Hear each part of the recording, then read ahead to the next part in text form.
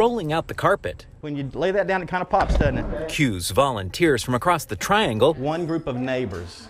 Today we're one. Into action. We need about 8 people and all the stuff.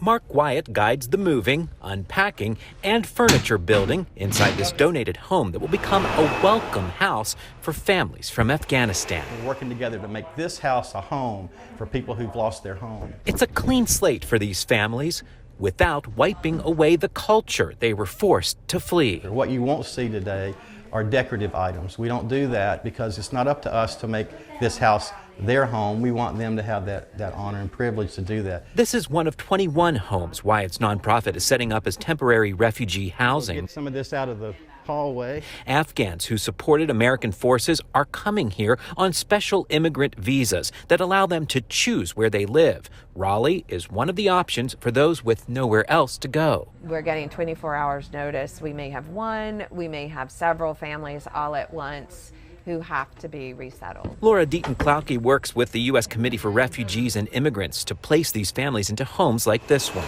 It's just kind of chaos, and we're having to put a lot of resources together, but the outpouring of support and generosity from the community makes it all worth it. The energy of that generosity gets this house ready within an hour. We're now starting to load some things into the trailer to take to the next family. With the lights on to welcome a family home. People have lost their homes, and this is giving it back.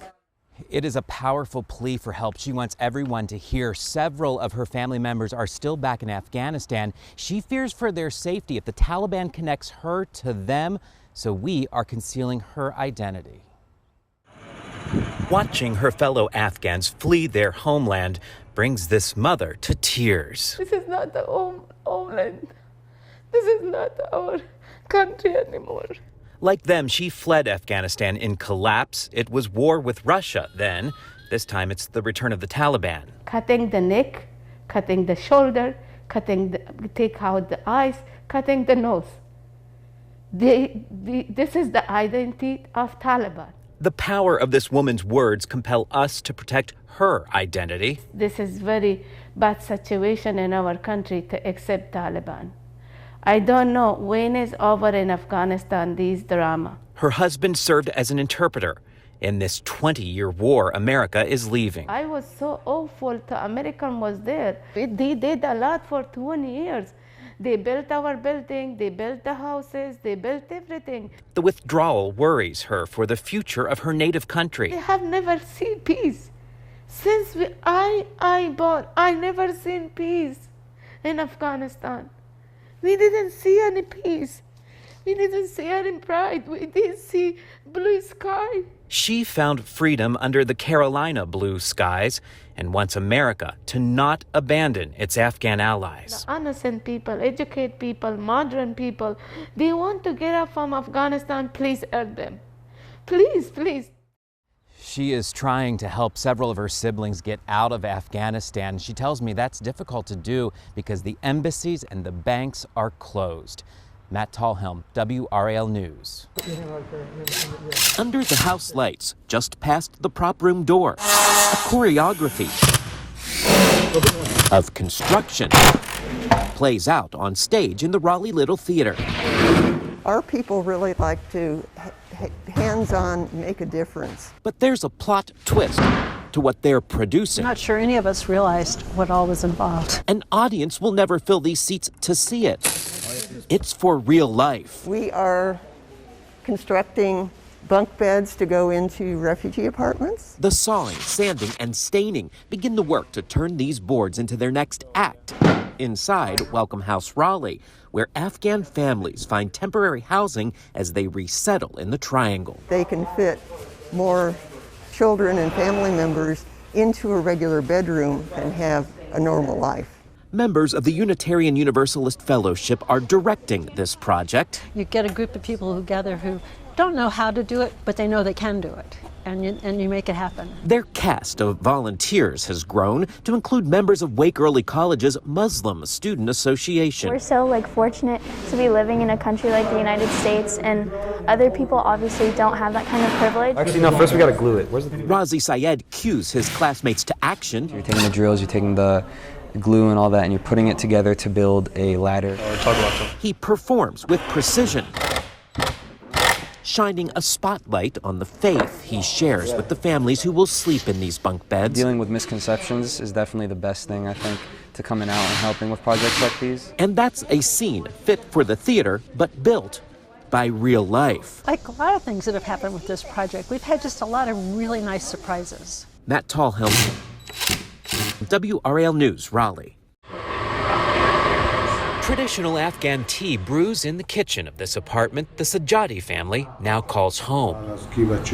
I wish them to be happy here. The husband and father of this family spoke to us through an interpreter. He asked us not to reveal his face out of fear of retaliation against relatives who remain in Afghanistan. And that fear brought us here. Sajadi served in the Afghan Special Forces, fighting until the end in August, when the Taliban took control and the U.S. ended its longest war. The Sajadi family rushed to join these crowds at the Kabul airport to escape. We didn't bring anything from Afghanistan. We just came with the only clothes on my body and my family, and we get out of the house because we didn't have a time. They arrived to the U.S. at an airport in Virginia, then on to a military base in Indiana, before resettling here in Raleigh through the U.S. Committee for Refugees and Immigrants, or USCRI. Now at least have hope that they start their life now, to pick up the pieces of their life and to start to build now. USCRI found a landlord willing to lower rent to provide the apartment to the family to establish roots.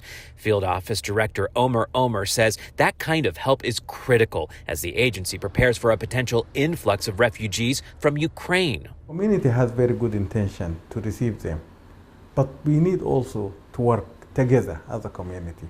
Housing is very important. Finding a new home through the force of war is something the Sajadis sympathize with the Ukrainians. We know how they feel because we have 4 decades of experience of war and desperation in our country. He shares this message about what it's like to restart life in a foreign land. You're displaced from your own house, from your own community, and come to another country. It is really hard until you adapt, until you familiarize with everything. It takes time.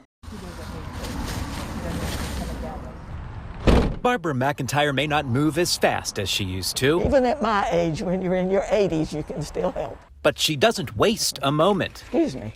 I got the phone call about 5:30 last night. That alerted her a family fleeing Afghanistan is about to arrive at Welcome House Raleigh. We feel safe and don't have to worry about that all the time, and we think about what they're going through. So McIntyre and the women's group from Westwood Baptist Church in Cary went shopping. Chicken, a lot of rice, snacks for the children. Filling the fridge and packing the pantry with enough food for the family of 4 to get through their first week in this temporary home. They'll get here tonight and they will probably have a hot meal waiting for them just because they're going to be really tired. They've come a long way. On the other end of that journey, I'm told that the plane has just landed. Kara Lawrence waits for the family to process through Dulles International Airport in Virginia. We are at the place where we can meet them and are hopeful and thankful that they are on American soil. She's part of a team of public administration PhD students from NC State who worked for months to get their classmate and his family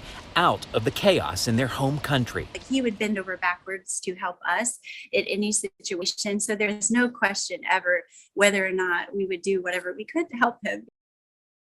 This picture was taken in December 1974, so about 5 months before the fall of Saigon. Twee Dancic knew little of the war her father was fighting at the time this family photo was taken. He worked very closely with the Americans. That relationship forced the 6 children and their pregnant mother to flee Saigon in the final days of the war. There were hundreds of people clamoring to try to get out. Her family escaped their home country on a boat commanded by her father. You see that cannon there?